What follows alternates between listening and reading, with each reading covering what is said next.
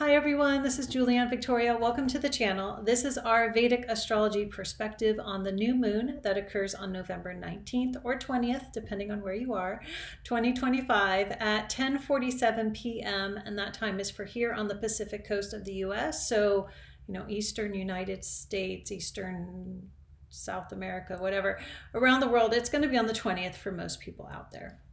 Okay, so we have our new moon here. And new moons, as you know, are always conjoined the sun. And from the Vedic astrology or sidereal perspective, this occurs in Scorpio in the Nakshatra Anuradha. The first thing I want to point out is that, yes, the moon is debilitated in Scorpio. More specifically, the moon is debilitated at 3 degrees of Vishaka, which is the nakshatra that comes before Anuradha, and goes to 3 degrees 20 minutes of Scorpio. So the moon is just outside its most debilitated point in the sign of Scorpio. It's a new moon, which technically means the moon is combusted by the sun, right? The moon and sun are exact degrees and minutes, right? We also have Mercury and Mars here in this nice little stellium, technically also combust by the sun. So the sun is burning hot, is burning bright, even though it's in deep, swampy Scorpio energy. Now, Anuradha is a nakshatra of the symbol is the lotus flower. It's about rising up, coming out of those murky waters.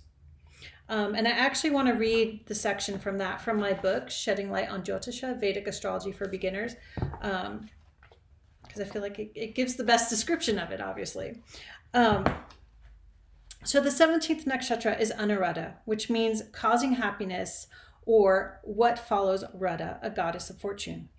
The symbol for Anuradha is the lotus flower, whose beauty rises out of stagnant and murky waters towards the sun to bask blissfully in its light.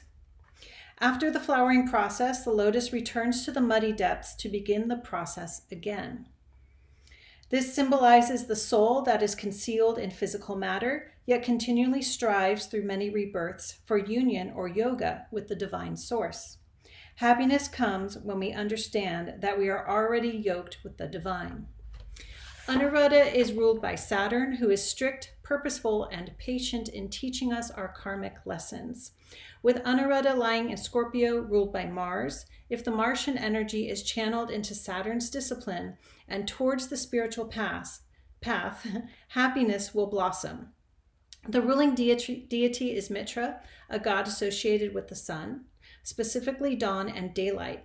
Mitra means friend, and in Buddhism, it is the term used for a type of teacher called a spiritual friend.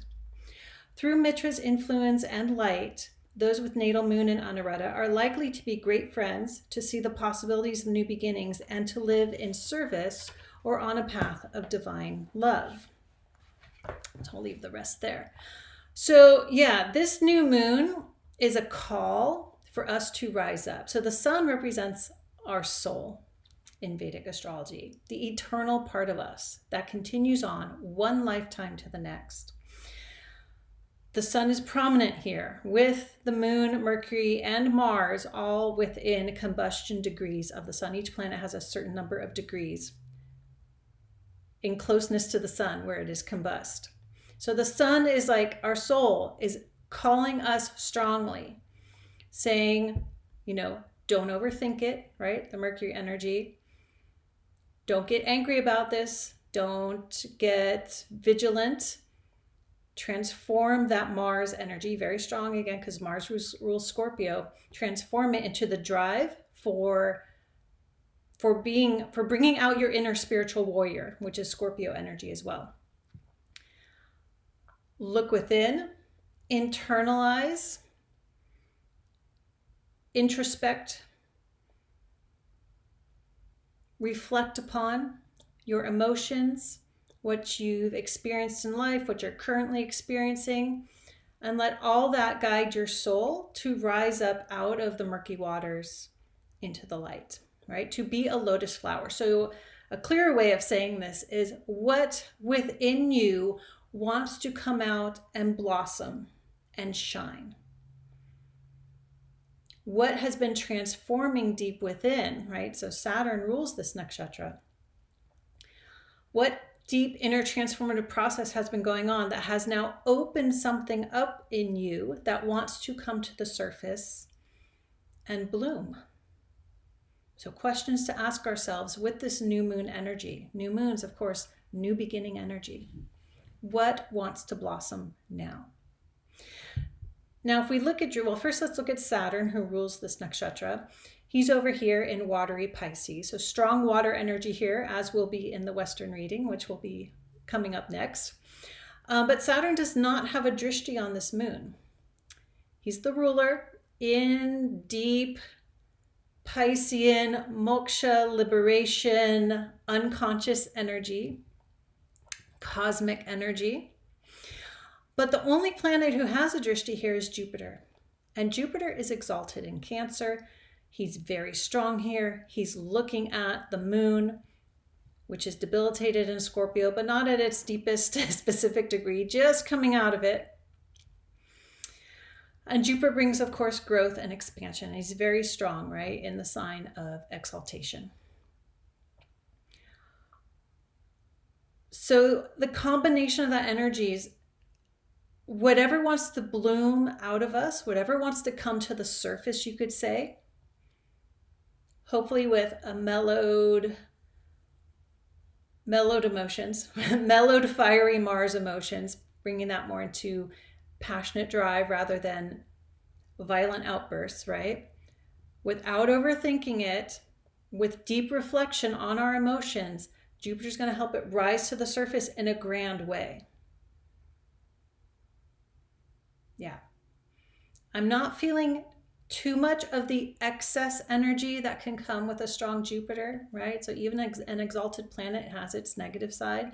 I'm not feeling too much excess, except that a lot of emotions might come out with all this water. It could be a lot of crying for joy, crying for relief, crying for awareness, gratitude for the awareness of the light,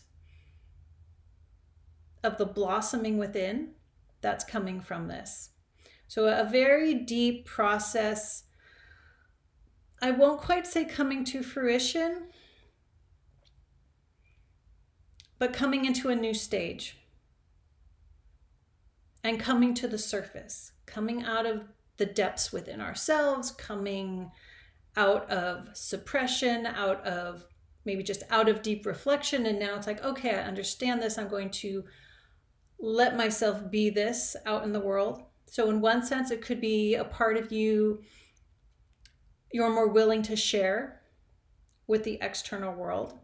And for others, it could still just be very much an internal process, but embracing what is blossoming, what is coming to the surface, and the light that is shed upon it. So very deep, very personal, energy of this new moon. Okay, so that is the gist of the Vedic reading. I will have, as usual, the Western astrology reading coming up next, and then the tarot reading.